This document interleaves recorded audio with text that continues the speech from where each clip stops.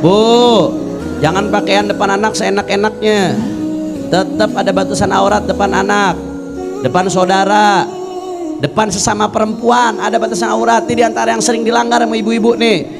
Aurat depan anak, depan mahram, depan sesama perempuan, antara pusar sampai dengkul.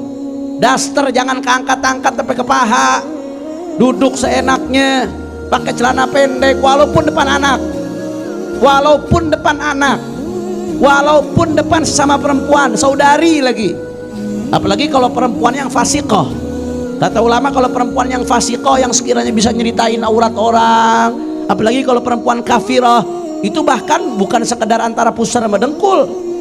Bahkan itu auratnya dia sampai hal-hal yang nggak seharusnya, yang boleh ditanjakan hanya yang nampak ketika seseorang kerja sehari-hari, walaupun sama perempuan. Tapi kalau perempuannya fasiqah, ahli maksiat, yang sekiranya nggak bisa jaga mulut, apalagi zaman sekarang, zaman kamera di mana-mana, bahaya saudara. Atau kafirah apalagi, itu perempuan dalam fikih disebutkan hanya boleh menunjukkan apa yang biasa ditunjukkan ketika kerja sehari-hari. Assalamualaikum warahmatullahi wabarakatuh. Alhamdulillah, alhamdulillahi rabbil alamin, wa bihi nasta'in ala umurid dunya waddin. Allahumma fasalli wa sallim wa barik wa karrim wa majid wa azzim ala sayyidina wa habibina wa syafi'ina wa nuri qulubina Muhammad al-fatihi lima ughliqa wal khatimi lima sabaq nasiril haqqi bil haqq wal hadi ila siratil mustaqim wa ala alihi wa sahbihi haqqa qadrihi wa miqdarihi al-azimi fattahu ya alim. Amma ba'd. Yang sama-sama kita hormati dan kita muliakan syekhuna wa murabbina wa imamuna Sayyidil Walid Al-Habib Dr. Muhammad Rizq bin Hussein bin Shihab beserta segenap keluarga besar beliau dan semua para syaraif, para ustadzat yang tidak kami sebutkan satu persatu. Begitu pula guru kita yang akan mengajar nanti, Al-Ustadz Al-Habib Alwi bin Hasan bin Sumaid, Al-Ustadz Al-Habib Muhammad bin Hadi Al-Habshi. Tidak lupa pula semua orang-orang tua kita yang tidak kami sebutkan satu persatu tanpa mengurangi rasa hormat dan ta'zim kepada beliau semua. Kita doakan mudah-mudahan guru-guru kita Allah panjangkan umurnya, Allah sehatkan badannya, Allah jaga zahir batinnya, Allah menangkan perjuangannya. Amin ya rabbal. Dan salam penghormatan yang paling istimewa saya hadiahkan kepada hadirat muslimat mukminat, baik yang hadir secara langsung atau hadir melalui live streaming. Kita semua angkat tangan, kita minta sama Allah, mudah-mudahan tidaklah kita keluar dari tempat ini kecuali semua dosa kita diampuni oleh Allah. Yang sakit Allah angkat penyakitnya, Allah sehatkan badannya. Semua yang hadir dilapangkan rezekinya, diberkahi kehidupannya. Amin ya rabbal alamin. Kita melanjutkan kajian kitab Adabul Islam fi Nizamil Usrah, etika berkeluarga dalam aturan Islam, yang ditulis oleh Syekh Masyaikhina Al-Allamah Fakhrul Hijaz, Muhaddithul Haramain, Imam Ahli Sunnati wal Jamaah, Abuya Sayyid Muhammad ibn Alawi ibn Abbas Al-Maliki. Nuhdi ila ruhihil Fatihah. Bismillahirrahmanirrahim. Alhamdulillah Rabbil Alamin. Ar-Rahmanir-Rahim. Maliki yawmiddin. Iyyaka na'budu wa iyyaka nasta'in. Ihdinas siratal mustaqim. Siratal ladzina an'amta 'alaihim ghairil maghdubi 'alaihim waladdallin. Qal adabul mubasyarah wa adabul Islam yutlaqu 'al jima'il mubasyarah wa la tubashiruhunna wa antum 'aqifuna fil masajid. Wal Islam yahtamu bir rahatil jinsiyah wa irwa'il gharizah fil halal tab'an, walakinnahu ja'ala lidzalika adaban latifah wa nasaiha thaminah وهي ذكر اسم الله. يقول نبي الإسلام صلى الله عليه وسلم: ولو أن أحدكم إذا أراد أن يأتي أهله قال بسم الله اللهم جنبنا الشيطان وجنب الشيطان ما رزقتنا فإنه إن يقدر بينهما ولد في ذلك لم يضره الشيطان أبدا. أخرجه الخمسة. وقد تكون الشهوة عارمة ولكن هذا لا يمنع التسمية. Bu, sehat? Alhamdulillah. Islam ini agama yang sempurna. Islam agama yang sempurna. Semua hal dalam kehidupan kita diatur oleh Islam. Dikasih petunjuknya oleh baginda Nabi besar Muhammad sallallahu alaihi wasallam, baik petunjuk secara global atau petunjuk secara rinci. Baik petunjuk secara langsung atau petunjuk secara tidak langsung. Mulai hal-hal yang paling besar sampai hal-hal yang paling kecil. Alhamdulillah. Di antara hal yang diatur di dalam Islam adalah soal, mohon maaf karena ini ilmu dan berkaitan dengan kehidupan sehari-hari, maka diulas oleh Abu Yazid Muhammad bin Alwi al-Maliki berkaitan dengan daripada adab-adab berkeluarga, yaitu tentang hubungan suami istri dalam tanda kutip. Al-Quran nggak pakai bahasa jima. Dalam bahasa Arab hubungan suami istri itu disebut jima. Tapi Al-Quran pakai bahasa yang halus. Di Al-Quran bahasanya mubasyarah, interaksi. Padahal maksudnya persetubuhan. Saking halusnya bahasa Al-Quran. Karena prinsip Al-Quran, prinsip hadis Nabi, selama hal-hal yang frontal itu bahasanya bisa diperhalus, maka diperhalus bahasanya.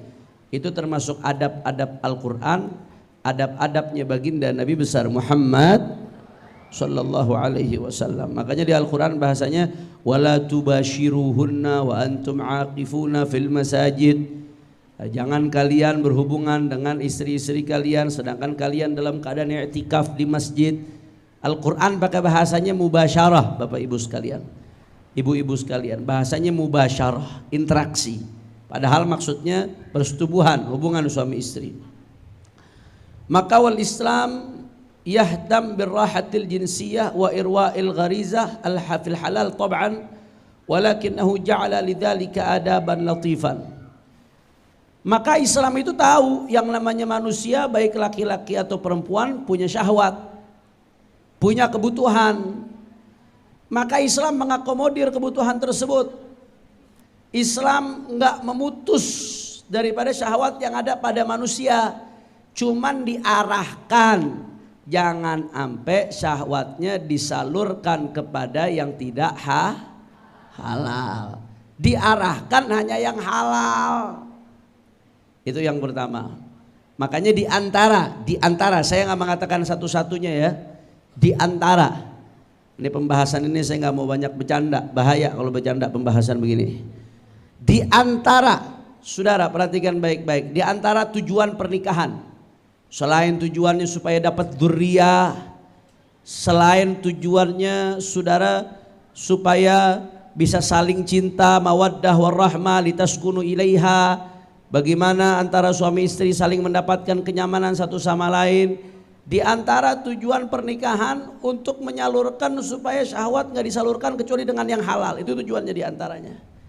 Makanya Nabi SAW mengatakan dalam hadisnya yang sahih, wa fi bud'i ahadikum sadaqah, kata Rasulullah SAW. Ketika kalian mendatangi istri-istri kalian, saya nggak perlu rinci maksud bahasanya apa, itu di situ ada sedekah, pahalanya pahala sedekah. Sahabat sampai bingung nanya sama Nabi, ya Rasulullah, ini kok disebut nama Nabi yang sholawat dikit nih.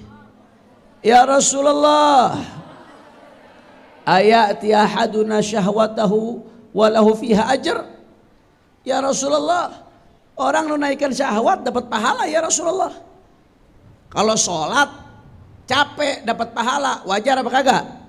Apalagi sholat subuh ngantuk dilawan dapat pahala, wajar. Sedekah ngeluarin harta dapat pahala, wajar apa kagak? Ya wajar. Apalagi jihad fisabilillah ngorbanin nyawa dapat pahala, wajar apa kagak? Belajar jauh-jauh dari rumah ngaji kemari, yang naik mikrolet, yang naik poktor, yang naik panas-panasan dapat pahala, wajar apa kagak? Sahabat tanya, ya Rasulullah, ayati ahaduna syahwatahu wa lahu fiha ajar. Ya Rasulullah, ini orang menunaikan syahwat ya Rasulullah dapat pahala ya Rasulullah. Apa kata Rasulullah sallallahu alaihi wasallam? Tidaklah kamu lihat kalau dia menunaikan syahwatnya fil haram, syahwatnya disalurkan dengan cara yang haram, zina, pacaran dan lain sebagainya, bukankah dia dosa? Iya ya Rasulullah, dosa. Maka kata Rasulullah, begitu pula sebagaimana kalau dia salurkan syahwatnya dengan cara yang haram dia dapat dosa, maka kalau dia salurkan syahwatnya yang halal berarti dapat pahala. Alhamdulillah. Cuman mohon maaf Bu, jangan kelebihan. Kadang-kadang nih ada bahasa-bahasa nih, ini saya nggak tahu nih sumbernya dari mana, saya nggak tahu. Ada bahasa-bahasa kita bunuh Yahudi yuk. Ada bahasa laki bini bunuh Yahudi, belum bunuh Yahudi, lu bunuh Yahudi di sono di Israel.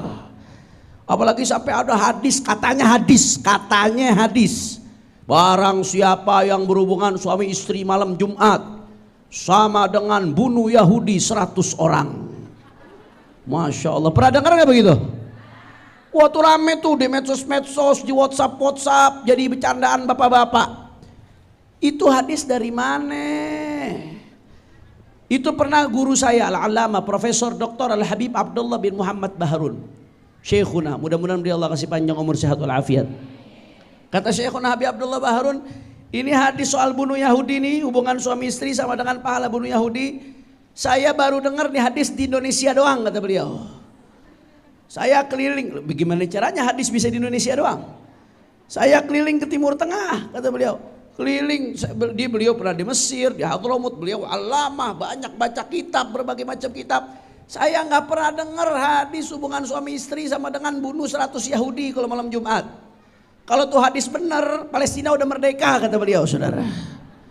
Masya Allah, nggak, itu ngaco tuh. Jangan dinisbatkan kepada baginda Nabi besar Muhammad Sallallahu Alaihi Wasallam. Sejauh yang ulama tahu, sejauh yang dijangkau ulama, Nabi nggak pernah ngomong begitu. Dapat pahala, iya dapat pahala, bener, saya nggak menafikan, pahala dapat. Ada hadis-hadis lain yang menunjukkan itu dapat pahala. Ada hadis-hadis lain yang menunjukkan di situ ada ajar, ada ganjaran dari Allah Subhanahu Wa Taala. Tapi jangan pakai ngarang-ngarang, bilang itu sama kayak bunuh Yahudi. Bunuh Yahudi berangkat jihad sono di Israel, awan tuh bunuh Yahudi, itu baru bunuh Yahudi, saudara.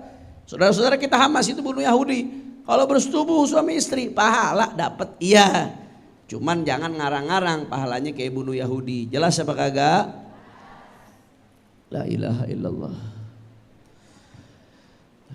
Masya Allah, tabarakallah. Ya, makanya salah satu tujuan daripada ini untuk apa? Untuk menjaga iffah, untuk menjaga supaya syahwat tidak disalurkan kecuali dengan cara yang halal, baik untuk laki-laki apalagi perempuan. Khususnya Allah Subhanahu wa taala dan Islam Maha tahu, khususnya saudara yang apa namanya? Makanya karena saking Islam pengen menjaga nih. Kalau udah nikah itu harus jadi cara untuk bisa menjaga syahwat, jangan sampai disalurkan ke yang haram. Dalam hadis lain Rasulullah sallallahu alaihi wasallam bersabda, "Ya ma'syarasy syabab, man istata'a minkumul ba'ah falyatazawwaj, fa innahu aghaddu lil basar wa ahsanu lil faraj, wa man lam yastati' fa alaihi bis-shaum fa innahu lahu wija." Kata Nabi sallallahu alaihi wasallam dalam hadis lain, "Hei para pemuda, barang siapa yang bisa nikah, jangan ditunda-tunda," kata Nabi sallallahu alaihi wasallam. Kenapa disuruh buru-buru nikah sama Nabi yang udah bisa nikah? Fa innahu aghaddu lil basar. Karena orang kalau sudah nikah itu lebih bisa menjaga pandangan. Kalau udah nikah masih belum bisa jaga pandangan juga terlalu. Wa ahsanu lil faraj. Kalau udah nikah lebih bisa menjaga kemaluan. karena bisa disalurkan dengan cara halal. Nah, makanya Bapak Ibu sekalian, Bapak nonton di streaming walaupun nggak di sini.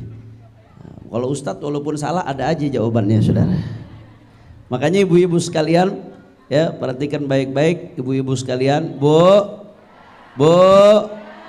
Makanya di dalam Islam, ya kalau suami sudah meminta kepada istrinya dan istri nggak ada udzur syar'i, haram istri nolak, saudara. Hukumnya haram. Karena mohon maaf, yang namanya seorang apalagi laki-laki kalau sudah bangkit syahwatnya dia kehilangan separuh akalnya. Itu disebutkan. Kalau sudah laki-laki bangkit syahwat kehilangan separuh akalnya. Kalau tahu-tahu dia mau menunaikan hajatnya, istrinya dalam keadaan gak ada uzur syar'i, kemudian dia nolak, itu bisa membahayakan dirinya baik secara agama atau secara kesehatan, saudara. Makanya haram perempuan kalau tidak ada uzur syar'i nolak ajakan suami. Hati-hati, kadang-kadang Bu, setan kadang-kadang gak bisa goda perempuan dari jalur sholatnya rapi. Setan kadang-kadang gak bisa goda perempuan dari jalur puasanya rapi.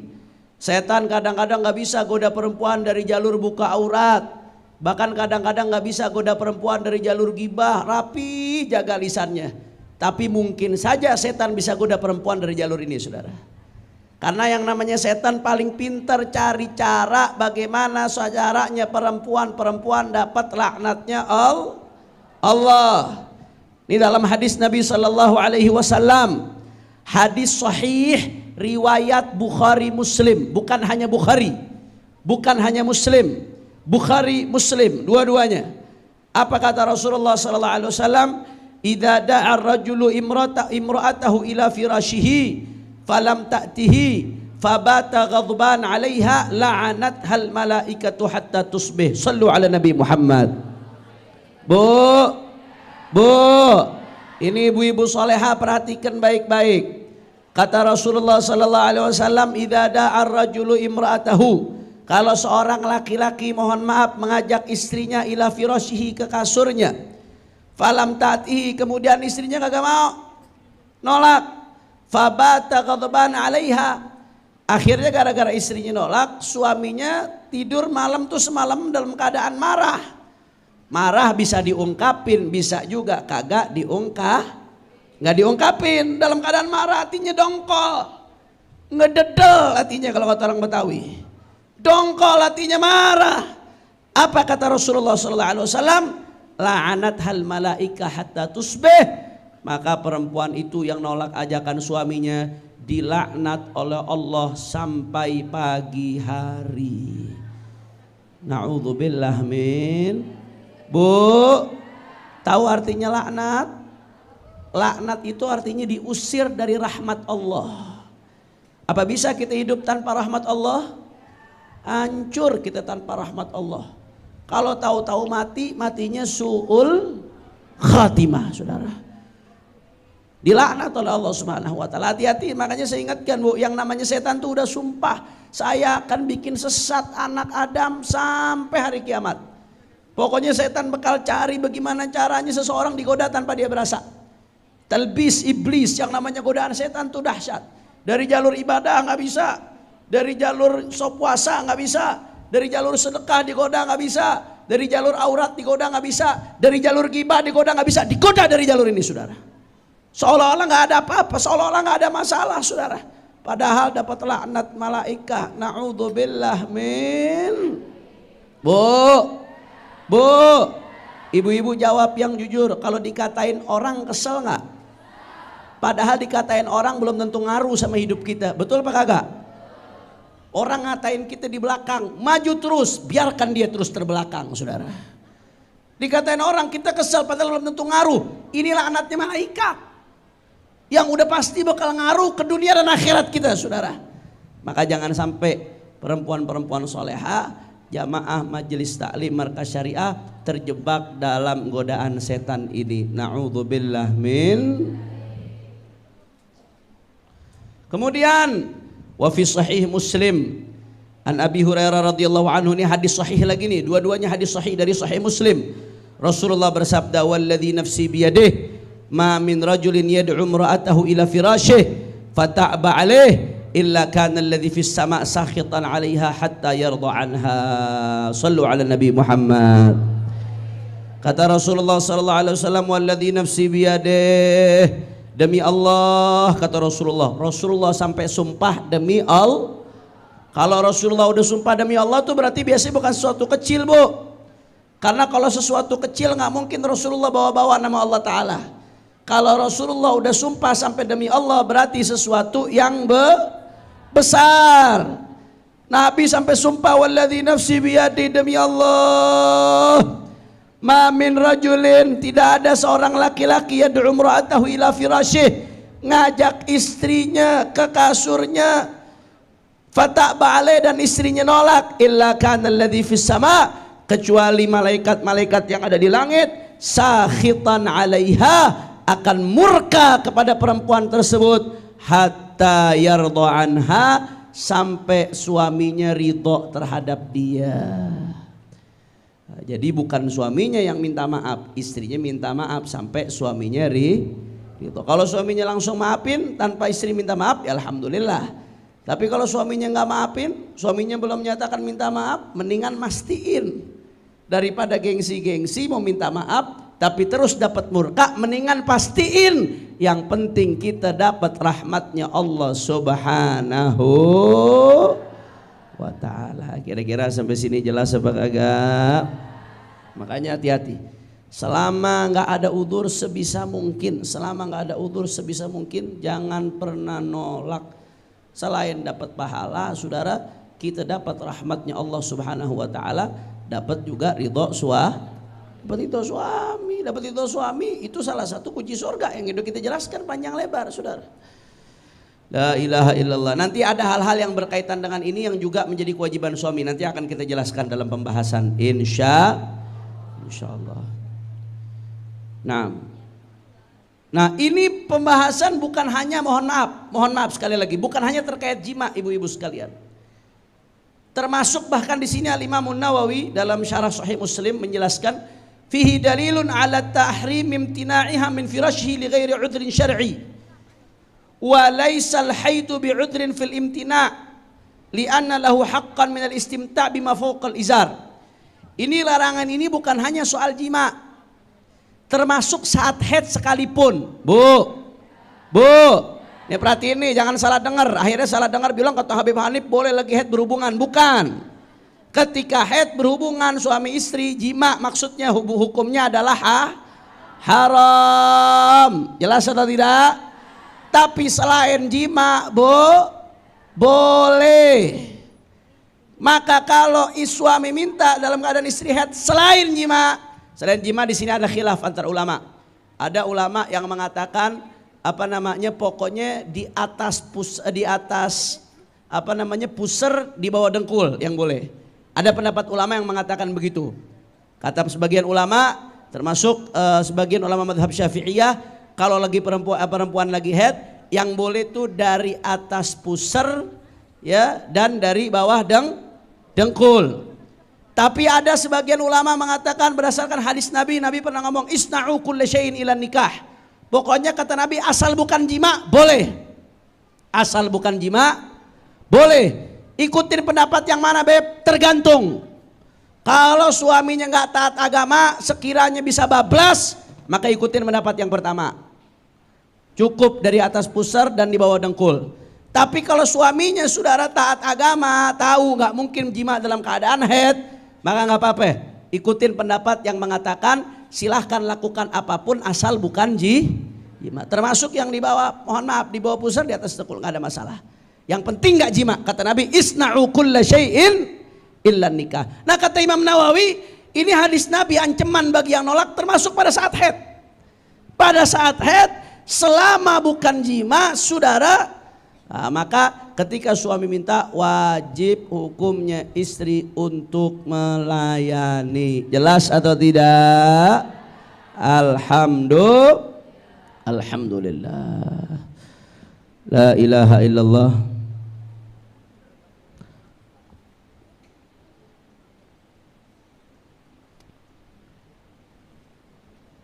Terkait hukum yang berkaitan dengan hubungan suami istri, ya, terkait hukum kata Rasulullah, kata Allah Taala, nisa'ukum harthun lakum fa'tu harthakum annasyi'tum. Ya, yang namanya hubungan suami istri itu boleh seperti apapun, kecuali yang nggak boleh melalui, mohon maaf, lubang belakang, itu nggak boleh. Melalui lubang dubur nggak boleh. Dan ketika saat haid itu yang nggak boleh. Selain itu hukumnya boleh, nggak perlu dirinci. Selain itu hukumnya walaupun nanti ada princi-princian, ada hal-hal yang makruh, ada hal-hal yang kurang bagus. Tapi kalau bicara boleh, yang dilarang hanya dua, yaitu mohon maaf lubang dubur dan ketika perempuan sedang haid di kemaluan. Selain itu mohon maaf hukumnya boleh. Walaupun nanti ada princi-princian, ada hal-hal yang baik, ada hal-hal yang boleh tapi makruh, kurang baik, saudara. La ilaha illallah. Kemudian di antara adab yang mesti diperhatikan, zikrusmillah, baca bismillah. Kata Nabi SAW, "Lau anna ahadakum idza arada an yati ahlahu qala bismillahi Allahumma jannibna syaitan wa jannibi syaitan ma razaqtana fa innahu in yuqdar bainahuma walad fi dzalik lam yadurruhu syaitan abada." Kata Nabi SAW, kalau seseorang di antara kalian mendatangi istrinya, termasuk ini perempuan-perempuan harus mengingatkan suaminya, dan perempuannya juga baca, qala bismillah Allahumma jannibna syaitan wa jannibi syaitan, dengan nama Allah, Allahumma jannibna syaitan, ya Allah hindari kami dari setan, wa jannibi syaitan nama razaqtana, dan hindari setan dari apa yang kau rezekikan kepada kami. Maksudnya anak. Kalau dapat anak, rezeki dari perhubungan tersebut, maka itu rezeki. Ya Allah, hindari setan dari kami dan hindari rezeki yang kau berikan kami dari setan. Hindari kami dari setan dan hindari rezeki yang kau berikan kepada kami dari setan. Maka kata Nabi SAW, fa innahu in yuqdar bainahuma walad fi dzalik, kalau dari hasil hubungan itu Allah kasih anak, lam yadurruhu syaitanu abada, maka anak itu Allah jaga dari setan. Ya, makanya jangan sampai lupa. Kata Abu Yazid Muhammad bin Al-Maliki, sememuncak apapun syahwatnya, ya, usahakan jangan sampai lupa baca bismillah. Adab-adab yang nanti akan diajarkan di sini, ini salah satu yang membedakan kita manusia dengan binatang, saudara. Kalau binatang jima main jima aja, atau non muslim jima main jima aja. Tapi kalau muslim enggak, dalam keadaan jima pun tetap ingat sama Allah, tetap nyebut nama Allah. Dalam keadaan syahwat sekalipun tetap minta keberkahan dari Allah Subhanahu wa taala. Kita diajarin begitu. Dan itu nanti ngaruhnya ke anak, ibu-ibu sekalian. Hati-hati kalau lupa, itu ngaruhnya ke anak. Yang udah terlanjur jadi anak, istighfar, mohon ampun sama Allah. Mudah-mudahan nggak jadi bala buat anaknya. Tapi yang belum terjadi jangan sampai terjadi, ya ikhwan. Makanya orang-orang dulu, Bu, ini salah, tapi ada bener, maksudnya ada benernya tapi jangan dilakuin. Ada benernya tapi jangan dilakuin. Orang-orang Betawi ini kadang-kadang dulu kalau ngelihat ada anak bangor banget, kagak bisa diatur. Bangor banget, ntar nyolong, ntar dia berantem, ntar dia ngerjain rumah orang dan lain sebagainya. Biasanya marahnya apa? Mak bapak lu kalau bikin kagak baca bismillah ya. Ini salah, nggak boleh dilakuin. Jangan, masa anak orang digituin. Anak kita kalau bandel digituin sakit hati apa kagak? Sakit hati. Secara perilaku ngomong begitu salah. Tapi kalau dilihat dari hadis bisa jadi ada benernya. Bisa jadi ada benernya. Maksudnya ada bener apa? Ya kalau orang nggak baca bismillah, maka anaknya nanti dikuasain sama setan. Perbuatannya kalau dikuasain sama setan jadi perbuatan setan. Tapi jangan dilakuin ibu ya. Nah, kalau kata orang Sarang jangan ya dek ya. Masya Allah.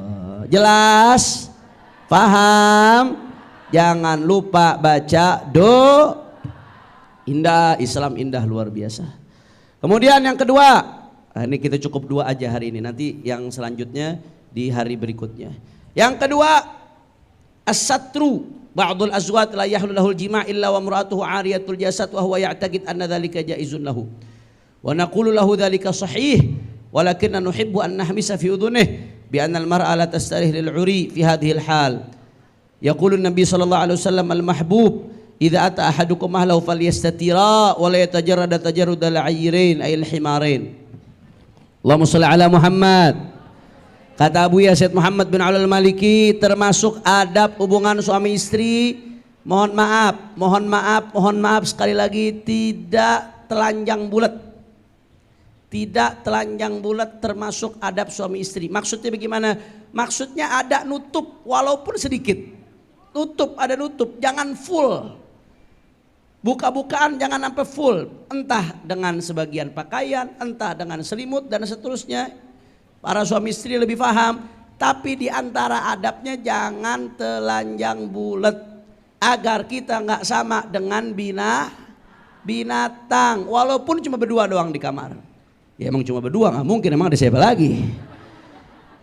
Tapi kan setan ngelihat. Ada makhluk-makhluk yang nggak kita lihat, saudara. Termasuk adabnya jangan telanjang bulat, termasuk adabnya. Walaupun pakai pakaian yang minim, mohon maaf.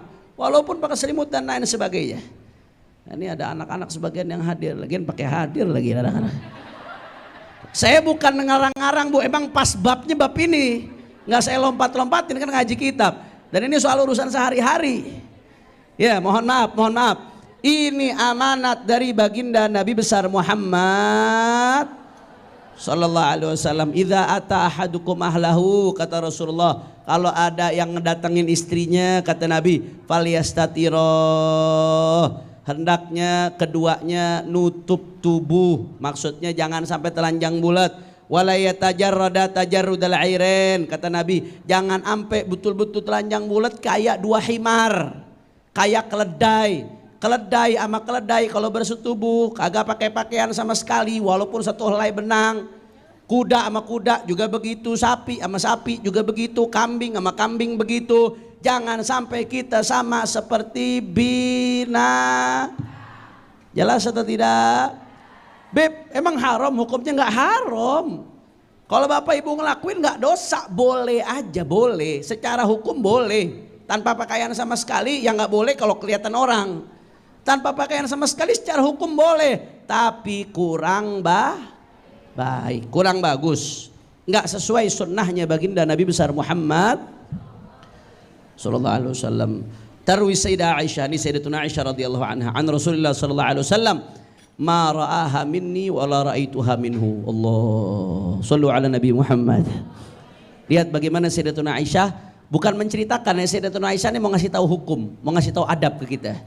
Kata Sayyidatuna Aisyah ini istri Nabi. Sayyidatuna Aisyah tidur sama Nabi SAW. Kata Sayyidatuna Aisyah, ma ra'aha minni wa la ra'aituha minhu. Kata Sayyidatuna Aisyah, Rasulullah nggak ngelihat kemaluanku, aku nggak ngelihat kemaluannya Rasulullah SAW. Sampai segitunya ngejaga akhlak. Ini puncak daripada bagaimana seseorang mengendalikan hawa nafsu. Dalam keadaan nafsu memuncak sekalipun, dalam keadaan nafsu bergejolak sekalipun, ketika orang sulit mengendalikan akalnya, tetap kita diajarkan adab oleh baginda Nabi besar Muhammad sallallahu alaihi wasallam. Sekali lagi saya tekankan ibu-ibu, bukan berarti nggak boleh, boleh. Yang namanya laki bini nggak ada batasan aurat. Kita sama anak masih ada batasan aurat. Sama anak tuh masih ada batasan aurat. Ibu-ibu, bu, jangan pakaian depan anak seenak-enaknya. Tetap ada batasan aurat depan anak, depan saudara, depan sesama perempuan ada batasan aurat. Ini diantara yang sering dilanggar sama ibu-ibu nih. Aurat depan anak, depan mahram, depan sesama perempuan, antara pusar sampai dengkul. Daster jangan keangkat-angkat sampai ke paha. Duduk seenaknya. Pakai celana pendek walaupun depan anak, walaupun depan sesama perempuan, saudari lagi. Apalagi kalau perempuan yang fasiqah. Kata ulama kalau perempuan yang fasiqah yang sekiranya bisa nyeritain aurat orang, apalagi kalau perempuan kafirah, itu bahkan bukan sekedar antara pusar sama dengkul. Bahkan itu auratnya dia sampai hal-hal yang nggak seharusnya, yang boleh ditanjakan hanya yang nampak ketika seseorang kerja sehari-hari, walaupun sama perempuan. Tapi kalau perempuannya fasiqah, ahli maksiat, yang sekiranya nggak bisa jaga mulut, apalagi zaman sekarang, zaman kamera di mana-mana, bahaya saudara. Atau kafirah apalagi, Itu perempuan dalam fikih disebutkan hanya boleh menunjukkan apa yang biasa ditunjukkan ketika kerja sehari-hari. Apa perempuan kalau kerja sehari-hari pakai daster? Yang ditunjukkan apa? Dari lengan sampai ke tangan, leher masih wajar, betis sampai ke bawah masih wajar. Cuma itu doang bolehnya. Selain itu nggak boleh. Kalau sama saudari atau perempuan muslimah yang baik atau sama anak, auratnya dari pusar sampai ke dengkul. Paha bagian dari aurat. Walaupun depan anak kalau kelihatan paha, mohon maaf saya harus katakan dosa. Kelihatan paha depan anak dosa. Selama bisa ditutup, tutup. Jelas atau tidak? Kadang-kadang kita nggak sadar. Karena depan anak ya ngentengin anak. Dia brojol dari gue. Anak, saudari sesama perempuan nggak sadar. Padahal itu hukumnya dosa. Kira-kira jelas atau tidak? Paham? La ilaha illallah. Jelas ya? Dari kecil ajarin anak-anak itu dari kecil. Apalagi bukan nggak harus dari kecil banget. Pokoknya dari usia yang sekiranya dia sudah mulai beranjak dewasa walaupun belum balik, saudara. Semenjak tamyiz. Jadi kata Rasulullah, kata Sayyidatuna Aisyah, aku nggak pernah lihat kemaluan Rasulullah dan Rasulullah nggak pernah lihat kemaluanku. Itu sunnahnya Rasulullah Sallallahu Alaihi Wasallam. Sekali lagi saya tegaskan, ini bukan berarti haram, boleh, nggak apa-apa. Ya, namanya suami istri nggak ada batasan aurat. Tapi kalau mau sesuai sunnah, tetap harus ada yang ditutup. Jelas atau tidak? Insya Allah. Mudah-mudahan, insya Allah rumah tangga kita diberkahi oleh Allah. Mudah-mudahan semua kegiatan kita diberkahi oleh Allah. Amin ya rabbal. Terakhir sebagai penutup kami mau mengumumkan ibu-ibu sekalian besok pagi ada aksi 1 tahun Taufanul Aqsa. Ini bu, saudara-saudara kita di Palestina di Gaza udah hampir genap 1 tahun. 7 Oktober ini 1 tahun. Mereka dibombardir, puluhan ribu perempuan wafat syahid. Puluhan ribu anak-anak kecil wafat syahid, saudara, luar biasa. Orang Gaza sekarang mayoritas sudah nggak tinggal di rumahnya. Mereka tinggal di tenda-tenda, panas sangat panas, dingin sangat dingin, air susah, listrik susah, saudara. La ilaha illallah. Udah hampir setahun. Ismail Hania kemarin wafat, belum selesai Ismail Hania. Kemudian sekarang Libanon, gara-gara Libanon bantuin daripada Gaza, sekarang Libanon dihajar, dibombardir. Hasan Nasrullah meninggal dunia. Walaupun Hasan Nasrullah beda madhab dengan kita saudara Hizbullah, tapi kalau urusan Palestina, kalau lagi berantem sama orang luar, jangan pakai ribut sama saudara dulu dah. Betul apa kagak? Nah, kalau udah lagi berurusan sama musuh luar eksternal, urusan di dalam sesama ahli kiblat jangan pakai ribut. Ntar udah selesai, lu mau lanjutin lagi, mikir-mikir dulu dah tuh habis itu. Tapi kalau lagi ribut sama orang luar, jangankan Hizbullah yang beda madhab dengan kita saudara. Andai kata tahu-tahu nih orang kafir Rusia, Cina bantuin kita ngelawan Israel, senang apa kagak? Senang. Jangankan Hizbullah, orang kafir lagi bantuin lu tembak Israel, gue terima kasih saudara. Betul atau tidak? Walhasil udah hampir setahun ibu-ibu sekalian. Ya, besok insya Allah hari Ahad besok mulai jam 6 pagi sampai jam 9 kita akan aksi besar-besaran. Aksi solidaritas untuk saudara-saudara kita di Palestina. Kita akan demo besar-besaran aksi di depan Kedutaan Besar Amerika, depan Monas. Mulai jam 6 pagi sampai jam 9 pagi. Kita belum bisa berangkat ke Gaza, tapi minimal kita bisa berangkat ke Kedutaan Besar Amerika untuk tunjukkan aksi solidaritas terhadap saudara-saudara kita Gaza besok. Siap hadir? Siap ramaikan? Takbir. Sallu ala Nabi. Ya, ajak suaminya, ajak keluarganya, ajak handai tolannya. Insya Allah kita sama-sama hadir di aksi tersebut. Dan yang kedua, saya mengundang ibu-ibu. Ini saya pribadi, Bu. Saya mengundang ibu-ibu. Insya Allah hari Jumat malam Sabtu tanggal 1 November. Jadi sebelum pengajian bulanan yang akan datang. Pengajian bulanan jatuhnya tanggal 2. Ini Jumat malam Sabtu 1 November 2024. Ya, 1 November saya akan mengadakan kami dari Majelis Hurairah di tempat ibu saya, kami mengadakan Maulid Agung Nabi besar Muhammad SAW Jakarta Barat bersolawat sekaligus haul saya punya abah. Diundang buat laki-laki, perempuan semuanya diundang hadir mulai awal Isya sampai selesai. Insya Allah yang ceramah imam besar kita, terus para kiai-kiai lainnya, ada Muallim Ubaidillah Hamdan, ada Kiai Munawir Asli dan para ulama lainnya, dan insya Allah akan dihadiri munsyid internasional. Ya kapan Bu? Tanggal berapa? 1 November, hari apa? Hari Jumat malam Sabtu, mulai awal Isya. Di mana Beb? Di Kampung Baru. Kalau dari sini naik 9A, lurus tembusnya Kampung Baru. Enggak, masih 9A apa kagak namanya tuh? Udah bukan ya? Oh masih. Ya, pokoknya dekat Kelurahan Sukabumi Selatan, Kebonjeruk, Jakarta Barat. Ya dekat Pasar Impres. Udah masuk Pasar Impres tuh, perapatan kanan Kelapa 2, kiri Kampung Baru situ tuh. Sepanjang jalan situ pokoknya. Kehadiran ibu-ibu sekalian adalah kehormatan buat kami dan keluarga. Jazakumullah khairal jaza. Ini saja yang saya sampaikan. Lebih kurangnya mohon maaf. Assalamualaikum warahmatullahi wabarakatuh.